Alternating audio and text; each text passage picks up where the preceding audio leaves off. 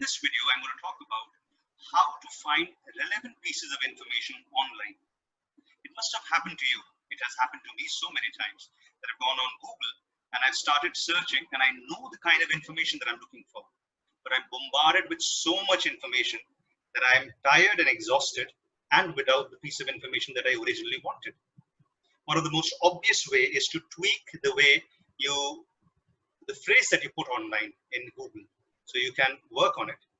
Another equally important way is to embrace the smart search options that Google gives. So let's have a look at what they are. The first one, and one of the most important ones when you're looking for data, is that Google allows you to identify the kind of file type that you're looking for when you search it. So what it basically does is that you can tell Google that Google, I want certain kind of information in this particular file format. So Google is going to look for only that kind of particular file format and give it out to you. So if you're dealing with data, if you get a file in Excel format or in a spreadsheet format, that is the most important or the most convenient way of going about. Then you can visualize it and you can analyze it later. So what Google allows is that it supports file types of PDF, Excel, XLS, and Word, text, and CSV formats. So how you go about to implement it is that you put the phrase the way you normally do, like let's say PM 2.5 levels of major cities globally. And then at the end of it, you write file type, colon, and the extension that you're looking for. It can be a PDF, it can be XLS. The next option that you have is something called a site. So site, basically what it does is that it tells Google that Google, you search this particular piece of information in this particular site. This is very helpful if you're looking for, let's say, a piece of information that you know the government of India has released on its website, but you're not able to locate it. Then this comes extremely handy. For example, you put downtoearth.org.in. So if you're looking for something to do with environment, and you know Down to Earth reports and is a credible piece of information, is a credible organization in it. So you write that in, let's say PM 2.5 levels of major cities globally, and then you write site downtoearth.org.in.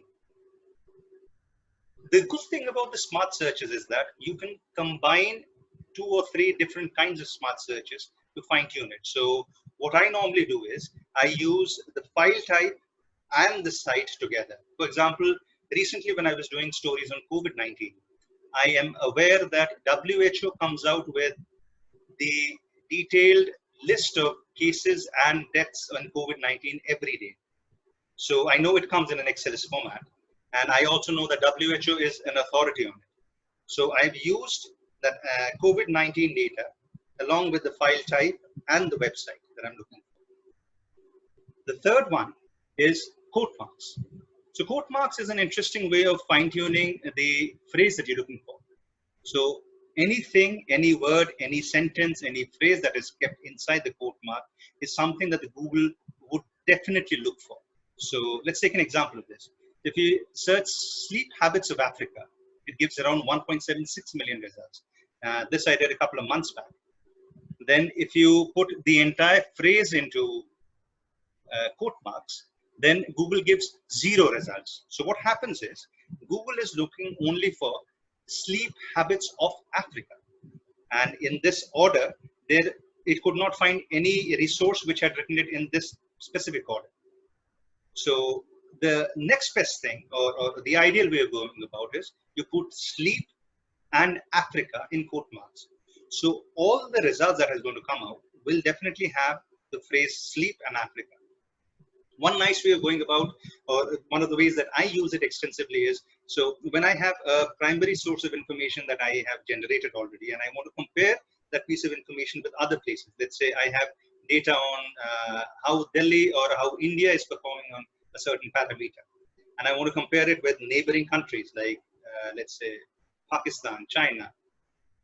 So what I'll do is, I'll write that I'm looking for, let's say, COVID-19 response.